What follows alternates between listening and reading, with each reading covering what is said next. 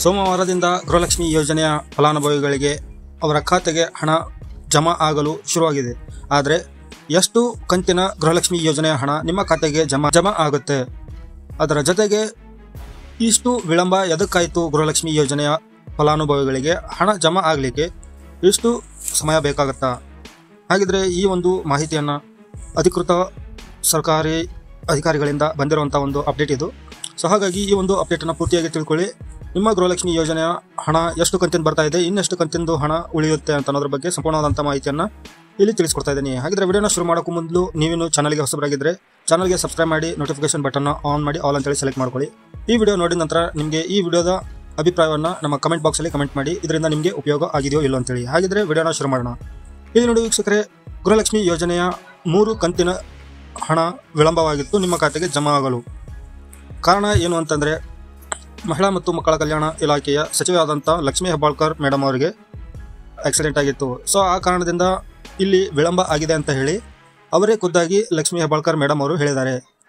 ಇಲ್ಲಿ ಒಂದು ನಿಮಗೆ ಪ್ರಶ್ನೆ ಹುಟ್ಟುತ್ತೆ, ಅದೇನು ಅಂತಂದರೆ, ಇಲ್ಲಿ ಪ್ರತಿ ತಿಂಗಳು ಒಂದು ಸೈಕಲ್ ಇರುತ್ತೆ, ತಿಂಗಳಿಗೊಂದು ಸತಿ ಹಣ ಜಮಾ ಆಗುತ್ತೆ ಅಂತ ಹೇಳಿರೋ ಒಂದು ಮಾಹಿತಿ ಇರುತ್ತೆ. ಅದನ್ನು ರಿಮೈಂಡ್ ಮಾಡೋದಾಗಲಿ ಅಥವಾ ಮಹಿಳಾ ಮತ್ತು ಮಕ್ಕಳ ಕಲ್ಯಾಣ ಇಲಾಖೆಯ ಸಚಿವ ಆಗಿರ್ಬೋದು ಅಥವಾ ಅಧಿಕಾರಿಗಳಾಗಿರ್ಬೋದು ಅದನ್ನು ದಿನನಿತ್ಯ ರಿಮೈಂಡ್ ಮಾಡಲಿಕ್ಕೆ ಅಗತ್ಯ ಇದೆಯಾ, ಅಥವಾ ಇಲ್ಲಿ ಟೆಕ್ನಿಕಲ್ ಇಶ್ಯೂ ಇದೆಯಾ? ಅದೇನಾದರೂ ಇರಲಿ, ತಿಂಗಳಿಗೊಮ್ಮೆ ಅಕೌಂಟಿಗೆ ಬರಬೇಕಾಗಿರೋದು ಬರಲೇಬೇಕಲ್ವ, ಅದನ್ನು ರಿಮೈಂಡ್ ಮಾಡಬೇಕು ಅಂತ ಅನ್ನೋದು ನಿಮ್ಮ ಒಂದು ಪ್ರಶ್ನೆ ಇರ್ಬೋದು.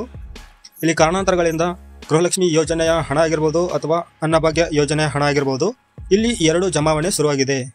ಹಾಗಿದ್ರೆ ಇಲ್ಲಿ ಇವಾಗ ಸೋಮವಾರದಿಂದ ನಿಮ್ಮ ಖಾತೆಗೆ ಹಣವನ್ನು ಜಮಾ ಮಾಡ್ತೀವಿ ಅಂತ ಹೇಳಿದ್ದಾರೆ.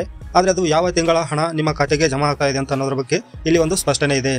ಇಲ್ಲಿ ನೋಡಿ ವೀಕ್ಷಕರೇ, ನಿಮ್ಮ ಖಾತೆಗೆ ಸೋಮವಾರ 12:30ಕ್ಕೆ ನಿಮ್ಮ ಖಾತೆಗೆ ನವೆಂಬರ್ ತಿಂಗಳ ಗೃಹಲಕ್ಷ್ಮಿ ಯೋಜನೆಯ 2,000 ರೂಪಾಯಿ ಹಣವನ್ನು ಜಮಾ ಮಾಡ್ತೀವಿ ಅಂತ ಹೇಳಿ ಮಹಿಳಾ ಮತ್ತು ಮಕ್ಕಳ ಕಲ್ಯಾಣ ಇಲಾಖೆಯ ಸಚಿವೆ ಆದಂಥ ಲಕ್ಷ್ಮೀ ಹೆಬ್ಬಾಳ್ಕರ್ ಮೇಡಮ್ ಅವರು ಹೇಳಿದ್ದಾರೆ.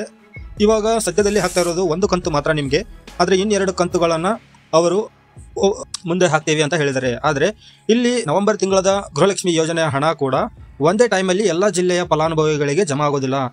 ಇವತ್ತು ಒಂದು ಜಿಲ್ಲೆಯವರಿಗೆ ಆಯಿತು ಅಂತಂದರೆ, ಫಾರ್ ಎಕ್ಸಾಂಪಲ್ ಬೆಂಗಳೂರು ಜಿಲ್ಲೆಯವರಿಗೆ ಆಯಿತು ಅಂತಂದರೆ, ಮತ್ತು ಆನಂತರ ಇನ್ನು ಉಳುಕಿರೋ ಜಿಲ್ಲೆಗಳಿಗೆ ಇವತ್ತು ನಾಳೆ ನಾಡಿದ್ದು ಅಂತೇಳಿ ಇಷ್ಟಿಷ್ಟು ಅಂತೇಳಿ ಹಣವನ್ನು ರಿಲೀಸ್ ಮಾಡ್ತಾರೆ. ಯಾಕೆ ಅಂತಂದರೆ ಬ್ಯಾಂಕಿನ RBI ರೂಲ್ಸ್ ಪ್ರಕಾರ ಒಂದೇ ಟೈಮಲ್ಲಿ ಎಲ್ಲ ಫಲಾನುಭವಿಗಳಿಗೆ ಒಟ್ಟಿಗೆ ಹಾಕುವಂಥ ರೂಲ್ಸ್ ಇಲ್ಲ. ಸೊ ಹಾಗಾಗಿ ಟೆಕ್ನಿಕಲ್ ಎರರಿಂದ ಆಗಿರ್ಬೋದು ಅಥವಾ ಈ ಥರ ಒಂದೇ ಟೈಮಲ್ಲಿ ಎಲ್ಲರಿಗೂ ಹಣವನ್ನು ರಿಲೀಸ್ ಮಾಡಿದರೆ ಕ್ರ್ಯಾಶ್ ಆಗುವಂಥ ಒಂದು ಸಾಧ್ಯತೆ ಇರುತ್ತೆ ಟೆಕ್ನಿಕಲಿ. ಸೊ ಹಾಗಾಗಿ ಇವಾಗ ತಾಲೂಕು ಪಂಚಾಯತಿಗೆ ಆಲ್ರೆಡಿ ಟ್ರೆಜರಿಯಿಂದ ಬಿಡುಗಡೆ ಆಗಿರೋ ಹಣ ಬಂದು ಜಮಾ ಆಗಿದೆ. ಅಲ್ಲಿಂದ ನಿಮ್ಮ ಫಲಾನುಭವಿಗಳ ಖಾತೆಗಳಿಗೆ ಹಣವನ್ನು ಜಮಾ ಮಾಡ್ತಾರೆ ಅಂತ ಹೇಳಿ ಅವರು ಸ್ಪಷ್ಟನೆಯನ್ನು ಕೊಟ್ಟಿದ್ದಾರೆ. ವೀಕ್ಷಕರೇ, ಈ ಮಾಹಿತಿ ತಮಗೆ ಉಪಯೋಗ ಅನಿಸಿದರೆ ವಿಡಿಯೋಗೆ ಒಂದು ಲೈಕ್ ಕೊಟ್ಟು ನಿಮ್ಮ ಅಭಿಪ್ರಾಯಗಳನ್ನು ಕಮೆಂಟ್ ಬಾಕ್ಸಲ್ಲಿ ಕಮೆಂಟ್ ಮಾಡಿ. ಇದು ಸತ್ಯನೋ ಅಸತ್ಯನೋ ಅದು ನಿಮ್ಮಿಂದನೇ ತಿಳಿಬೇಕು. ನಿಮ್ಮ ಖಾತೆಗೆ ಹಣ ಜಮಾ ಆಗಿದೆಯೋ ಇಲ್ಲ ಅನ್ನೋದು ಕೂಡ ಅದು ನಿಮ್ಮಿಂದನೇ ತಿಳಿಬೇಕು. ಇದರ ಜೊತೆಗೆ ಅನ್ನಭಾಗ್ಯ ಯೋಜನೆಯ ಹಣ ಕೂಡ ಜಮಾ ಆಗಿದೆ, ಅದರ ಒಂದು ಪ್ರೂಫ್ ಕೂಡ ನಾನು ನಿಮಗೆ ಇಲ್ಲಿ ತೋರಿಸ್ಕೊಡ್ತಾ ಇದ್ದೀನಿ. ಸೊ ಇದು ಬಂದಿರುವಂಥ ಒಂದು ಮಾಹಿತಿ ಕೂಡ, ಜೊತೆಗೆ ಈ ಒಂದು ಹಣ ಅನ್ನಭಾಗ್ಯ ಯೋಜನೆಯ ಹಣ DBT ಹಣ ನನಗೆ ಬಂದಿರುವಂಥ ಒಂದು ಮೆಸೇಜ್, ಇದು DBT ಹಣ ಬಂದಿರುವಂಥದ್ದು. ಸೊ ವೀಕ್ಷಕರೇ, ಇಷ್ಟು ಈ ವಿಡಿಯೋದಲ್ಲಿ ಮಾಹಿತಿ ಇರುತ್ತೆ. ಸೊ ಮತ್ತೆ ಹೊಸ ಮಾಹಿತಿಯೊಂದಿಗೆ ಸಿಗ್ತೀನಿ. ಅಲ್ಲಿವರೆಗೂ ಜೈ ಹಿಂದ್.